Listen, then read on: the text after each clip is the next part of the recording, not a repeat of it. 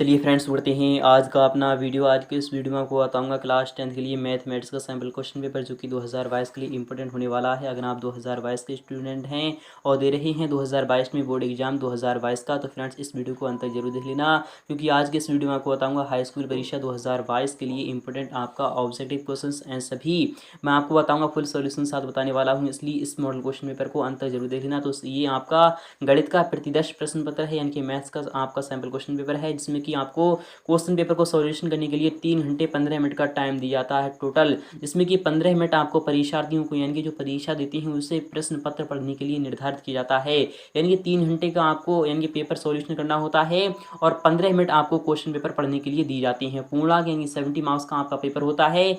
आप सभी को पता होगा कि यूपी बोर्ड ऐसा एग्जामिनेशन लेता है जिसमें कि 70 मार्क्स का आपका क्वेश्चन पेपर आता है। तो फिलहाल के शुरू कर रहे हैं आज का अपना वीडियो। फ्रेंड्स इस वीडियो को अंत तक जरूर देख लेना, क्योंकि काफ़ी महत्वपूर्ण है। हर साल यह क्वेश्चन आता है, तो फ्रेंड्स इस बार पक्का फंसेगा, इसलिए इस वीडियो को अंत तक जरूर देख लेना। तो फ्रेंड्स शुरू कर रहे हैं आज का अपना वीडियो।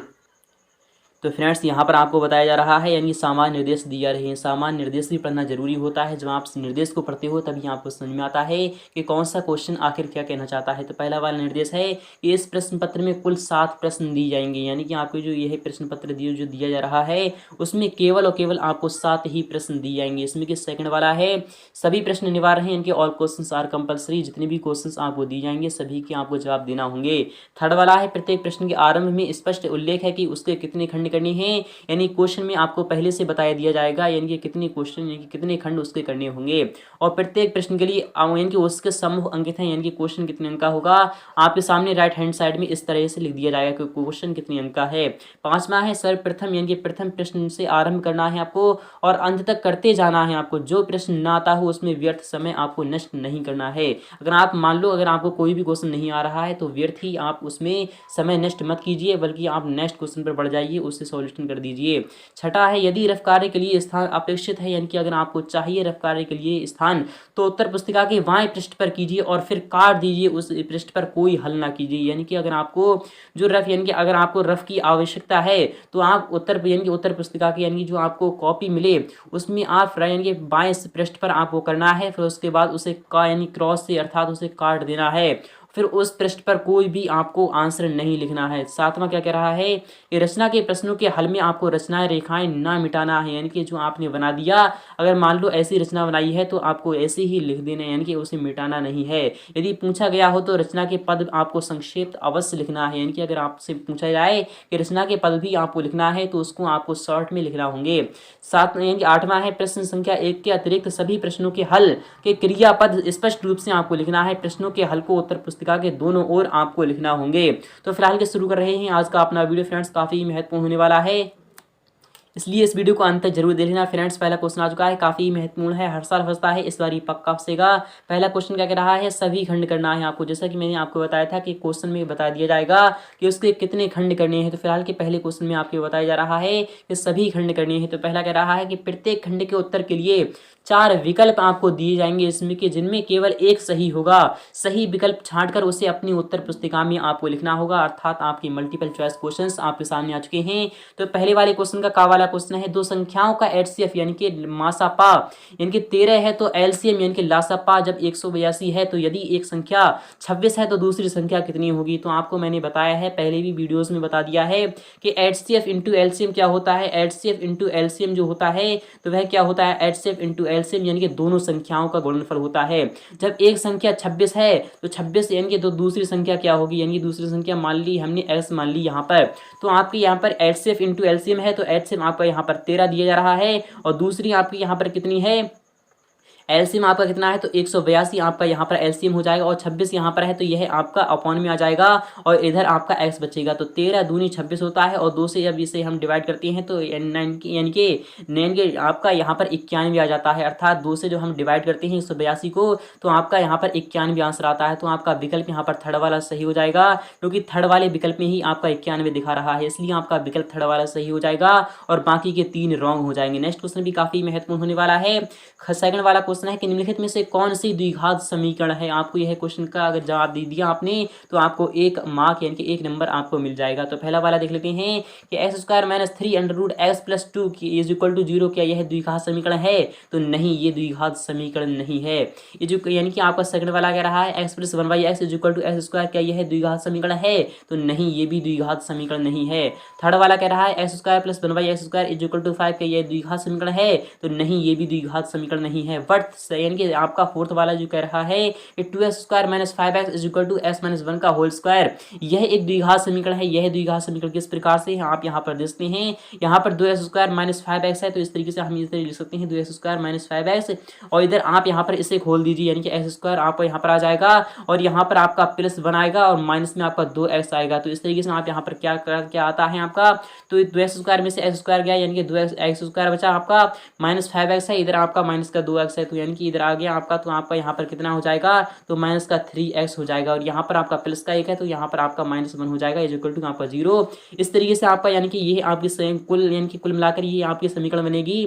तो इसी को आपको सॉल्यूशन करने पर आपको यहाँ पर दिख रहा है यानी कि घात 2 है, इसलिए ये द्विघात समीकरण होगी।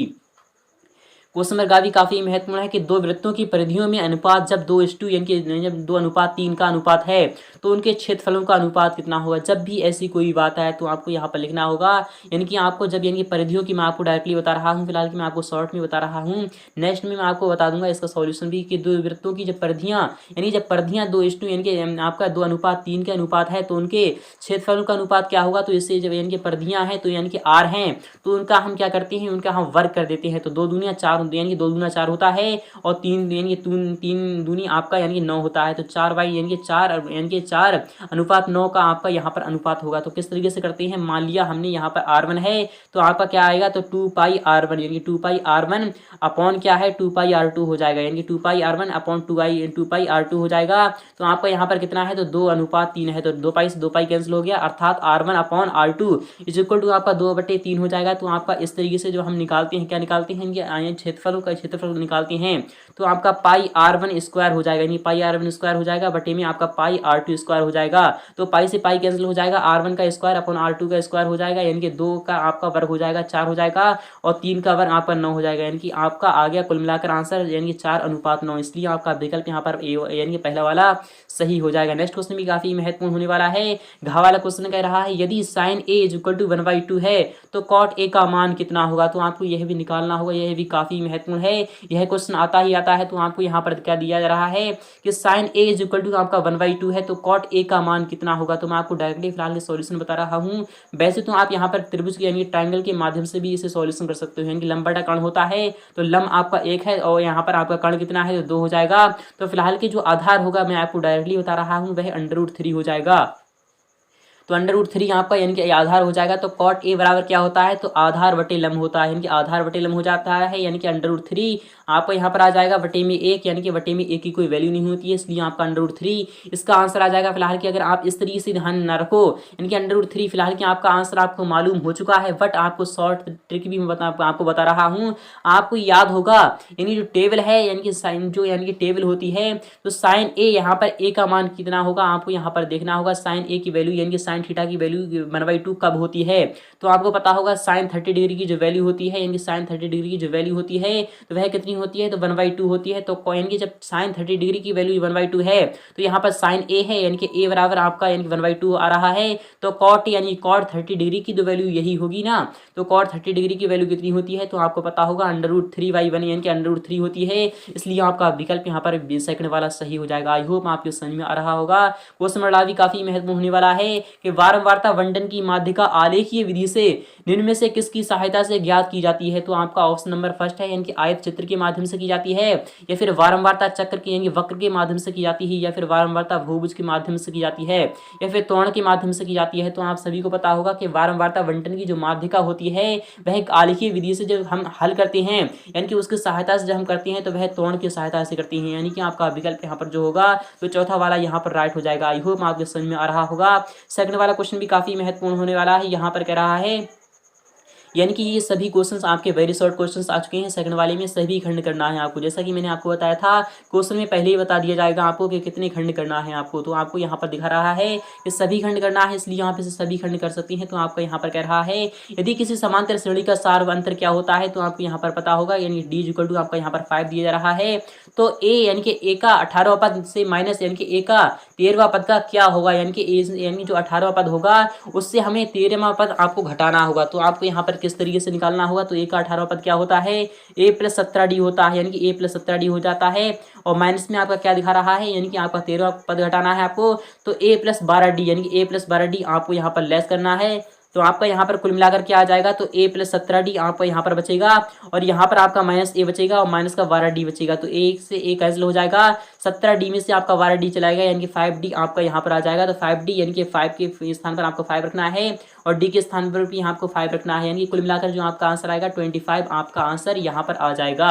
आई होप आपके समझ में आ रहा होगा। अगर आपके समझ में आ रहा है तो इस वीडियो को लाइक करना और अपने तमाम दोस्तों के पास शेयर कर दीजिए, ताकि वो भी इस मॉडल क्वेश्चन पेपर का लाभ उठा सकें। तो फ्रेंड्स नेक्स्ट वाला क्वेश्चन होते हैं, काफी महत्वपूर्ण होने वाला है। सेकंड वाले क्वेश्चन का खा वाला क्वेश्चन है, हर साल फंसता है, इस बार पक्का फंसेगा। यहाँ पर कह रहा है कि यदि दो समरूप त्रिभुजों की संगत भुजाएं यानी 2:3 के अनुपात में है, तो उनके क्षेत्रफलों में अनुपात क्या होगा। तो आपको यह भी निकालना होगा, यानी कि दो समरूप त्रिभुज हैं, उनकी संगत भुजाएं जब 2:3 के अनुपात में हैं, तो उनके क्षेत्रफलों का अनुपात क्या होगा, आपको यह भी निकालना होगा। यह क्वेश्चन भी आपका 1 अंक का हो जाएगा।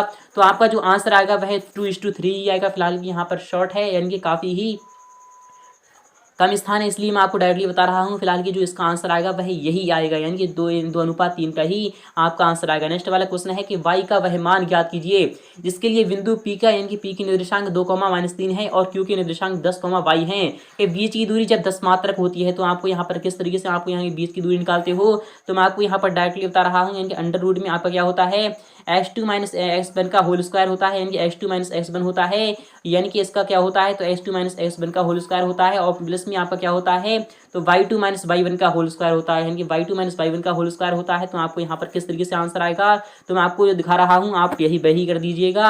यानी कि x2 यहाँ पर कितना है आपका, तो यहाँ पर x2 आपका 10 है, यानी कि 10 का स्क्वायर, यहाँ पर आपको 10 माइनस, यानी कि 10 माइनस आपको क्या करना होगा, 10 में से आपका यहाँ पर 2 चला जाएगा, यानी कि स्क्वायर करना है आपको, और प्लस में आपका यहाँ पर क्या रहा है, यानी कि y, तो y का यानी कि y का क्या रखना है, यानी कि y2 है, तो y के स्थान पर आपको y रखना है, यानी कि y रखना है, और यहाँ पर आपका यानी कि क्या है, तो माइनस है, माइनस यहाँ पर आपका यानी साथ ही साथ आपका जो यानी कि माइनस यानी कि y1 जो है वह -3 है, इसलिए आपका यहाँ पर प्लस का 3 हो जाएगा, इसका स्क्वायर कर देना है।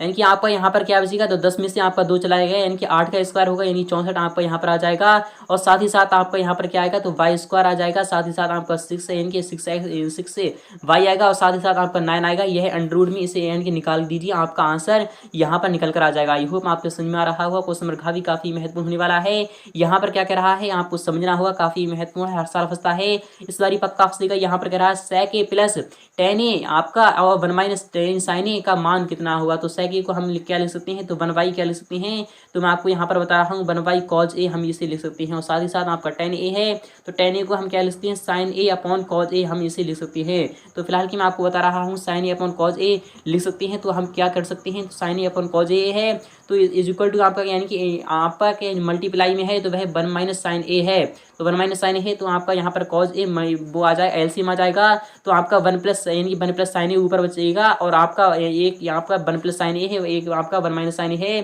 तो 1+ sin a 1 - sin a यानी कि इज इक्वल टू आपका जो होता है 1 - sin स्क्वायर a होता है।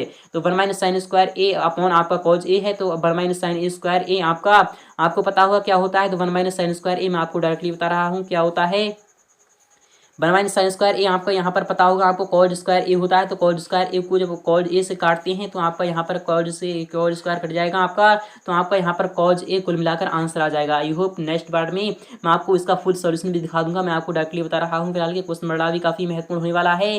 किसी गेंदबाज द्वारा 10 क्रिकेट मैचों में लिए गए विकेटों की संख्या आपके सामने यानी कि सारणी निम्नलिखित आपके सामने दी जा रही है, उसे आपको यहाँ पर देखना होगा कि यानी कि विकेटों की संख्या आपके सामने है, क्रिकेट मैचों की आपकी संख्या सामने है, तो आंकड़ों का आपको बहुलक निकालना है। तो सारणी से बहुलक किस तरीके से निकालते हैं, तो बहुलक बराबर क्या होता है, तो L1 होता है और साथ ही साथ आपका क्या होता है, F1 माइनस F0 होता है अपॉन आपका 2F1 माइनस F0 और आपका माइनस F2 इस तरीके से होता है। इनटू में आपका क्या होता है, H होता है। इस तरीके से आप निकालती है इसका, तो आपको ये भी निकालना होगा। तो मैं आपको मैंने ये फॉर्मूला बता दिया है, आप इसे आंसर निकाल सकती हैं।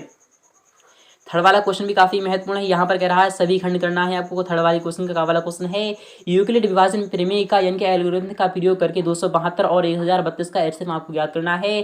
तो ये 272 का आप यहाँ पर यानी क्या कर दीजिए, आपको यहाँ पर इसके कुल गुणनखंड निकालने हैं, फिर उसके बाद आपको 1032 के गुणनखंड निकालने हैं, फिर उसका जो एचसीएफ होगा यानी कि जो कॉमन पार्ट होगा वही आपका एचसीएफ आ जाएगा। मैंने आपको हिंट दे दी है, आपको इसका सॉल्यूशन कर दीजिए। फिलहाल के नेक्स्ट पार्ट में मैं इसका सॉल्यूशन दिखा दूंगा। नेक्स्ट वाला क्वेश्चन भी काफी महत्वपूर्ण होने वाला है। यहाँ पर कह रहा है कि प्रतिस्थापन विधि द्वारा आपको हल करना होगा।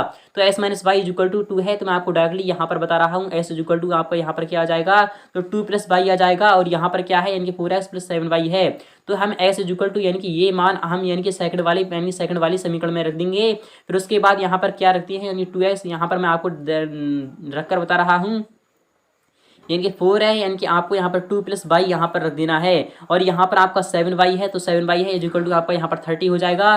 तो आपको यहाँ पर मैं दिखा रहा हूँ यानी कि 4 दूनी 8 हो जाएगा यहाँ पर आपका, और 4y हो जाएगा और प्लस आपका 7y हो जाएगा और यहाँ पर आपका 30 चल रहा है। तो 4y यानी कि 11y यहाँ पर बचेगा आपका, और यहाँ पर 30 में से आपका यानी कि 8 जब 8 चला जाएगा तो आपका 22 बचेगा। तो आपका y का जो मान आएगा तो वही आपका यहाँ पर 2 निकल कर आ जाएगा। तो y का मान हम यानी कि इसमें रख देते हैं, तो आपका s इक्वल टू कितना आता है यानी 2 प्लस 2 यानी कि 2 प्लस 2 अर्थात यानी कि x इक्वल टू आपका 4 आ जाता है और y इक्वल टू आपका क्या आता है, तो y इक्वल टू आपका 2 आ जाता है, s इक्वल टू 4 आ जाता है। आई होप ये भी आपके समझ में आ चुका होगा। नेक्स्ट वाला क्वेश्चन काफी महत्वपूर्ण होने वाला है कि सिद्ध कीजिए कि किसी वृत्त के किसी व्यास के सिरों पर खींची गई स्पर्श रेखाएं समांतर होती हैं। यानी कि मान लिया हमने ये एक वृत्त है, तो इसके किसी व्यास के यानी कि इसका जो व्यास है ये व्यास होता है, यानी कि ये वाला व्यास होता है कि व्यास के सिरों पर खींची गई स्पर्श रेखाएं समांतर होती हैं। तो स्पर्श रेखाएं जो खींचते हैं यानी कि वह समांतर होती हैं, तो इस तरीके से होती हैं। तो आपको यह बताना होगा यानी कि इसे आपको प्रूफ करना होगा, तो आपको यह प्रूफ करना होगा। फिलहाल कि मैं आपको यहाँ पर दिखा दूंगा नेक्स्ट पार्ट में इसका फुल सॉल्यूशन। यहाँ पर कम जगह है और मैं आपको इसका कॉपी पेन में बता दूंगा अच्छे तरीके से। नेक्स्ट क्वेश्चन भी काफी महत्वपूर्ण होने वाला है कि मॉडल बनाने वाली यानी कि मिट्टी से ऊंचाई 24 सेंटीमीटर और आधार त्रिज्या 6 सेंटीमीटर वाला एक शंकु बनाया गया है। एक बच्चे इसे गोले के आधार में यानी कि बदल दिया, ये गोले की त्रिज्या आपको ज्ञात करना होगी, तो इसे भी आपको कन्वर्ट करना होगा। यह भी काफी महत्वपूर्ण है, हर साल फंसता है। क्वेश्चन नंबर 4 क्या कह रहा है, सभी खंड करना है आपको। दर्शाई कि प्रत्येक धनात्मक संपूर्णांक 2m के रूप का होता है यदि यानी कि प्रत्येक यानी कि धनात्मक विषम संख्या 2m प्लस 1 के रूप का होता है, तो जहां m कोई पूर्णांक है तो आपको यह भी यानी कि प्रूफ करना होगा। नेक्स्ट क्वेश्चन भी काफी महत्वपूर्ण है। यहाँ पर कह रहा है दिए गए प्रश्न को आपको यानी कि py यानी कि pq समांतर है rs के, इस तरीके से आपको इसको भी सॉल्यूशन करना होगा। नेक्स्ट क्वेश्चन भी काफी महत्वपूर्ण होने वाला है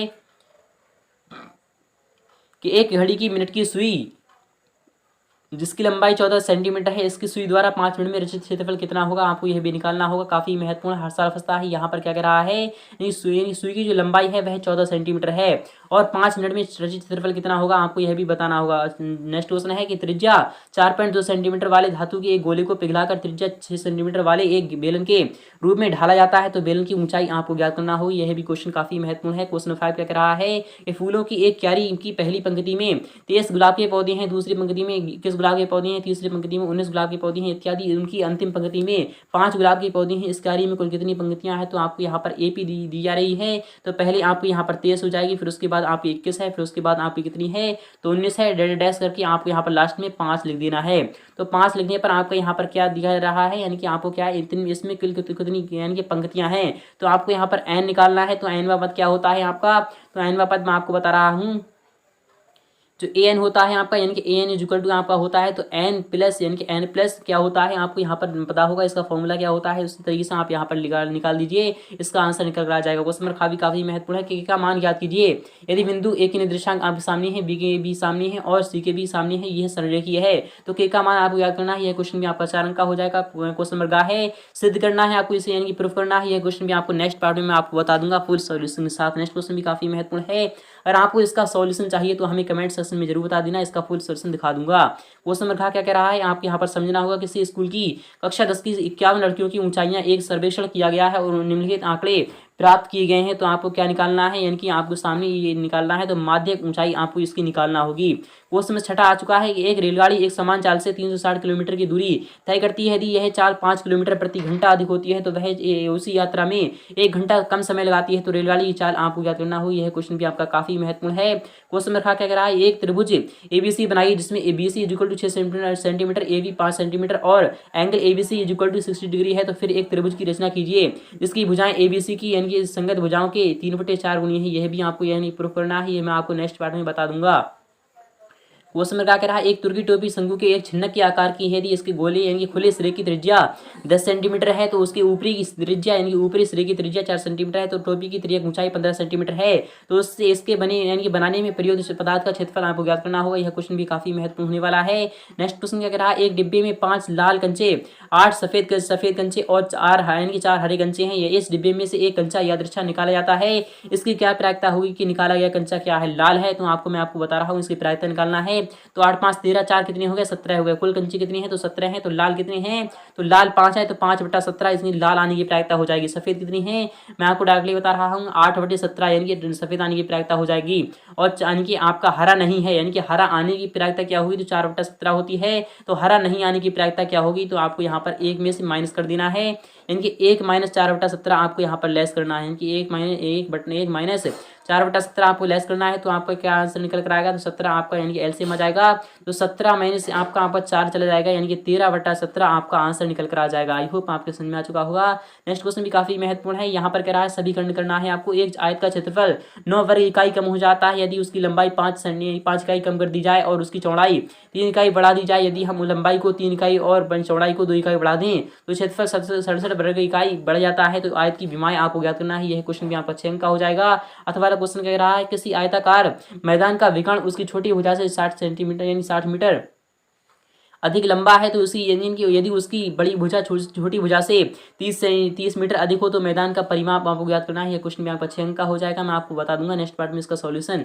एक बिजली मिस्त्री को 5 मीटर ऊंचे खंभे पर आ गई है खराबी की मरम्मत करनी है। मरम्मत का काम करने के लिए खंभे के शिखर से 1.3 मीटर नीचे यानी कि नीचे एक बिंदु तक वह पहुंचना कितनी यानी कि चाहता है, यहाँ तक पहुंचने के लिए प्रयुक्त सीढ़ी की लंबाई कितनी होनी चाहिए, जिससे कि क्षैतिज से 60 डिग्री के कोण से झुकाने पर वह अपेक्षित स्थिति तक पहुंच जाए। और यह भी बताइए कि खंभे का पाद बिंदु कितनी दूरी पर सीढ़ी के पाद बिंदु से होना चाहिए। तो मैं इसका सॉल्यूशन भी दिखा दूंगा नेक्स्ट पार्ट में। नेक्स्ट क्वेश्चन में आपके सामने अथवा वाला क्वेश्चन है, एक 80 मीटर चौड़ी सड़क के दोनों यानी कि दोनों और आमने सामने समान लंबाई वाले 2 खंभे लगे हुए हैं। इन दोनों खंभों के बीच सड़क के एक बिंदु से खंभों के शिखर के उन्नयन कोण क्रमशः 60 डिग्री और 30 डिग्री है। खंभों की ऊंचाई और खंभों से बिंदु की दूरी आपको याद करना है। यह क्वेश्चन भी आपका 6 अंक का हो जाएगा। आई होप आपको समझ में आ चुका होगा। अगर आपको इसका सॉल्यूशन चाहिए तो हमें इसका कमेंट सेक्शन में जरूर बता देना। इसका फुल सॉल्यूशन दिखा दूंगा नेक्स्ट पार्ट में। तो फ्रेंड्स आई होप आपको समझ में आ चुका होगा। अगर आपको समझ में आ चुका है तो वीडियो को लाइक करना और अपने तमाम दोस्तों के पास शेयर कर दीजिए ताकि वो भी इसका लाभ उठा सकें। तो फ्रेंड्स मिलती है नेक्स्ट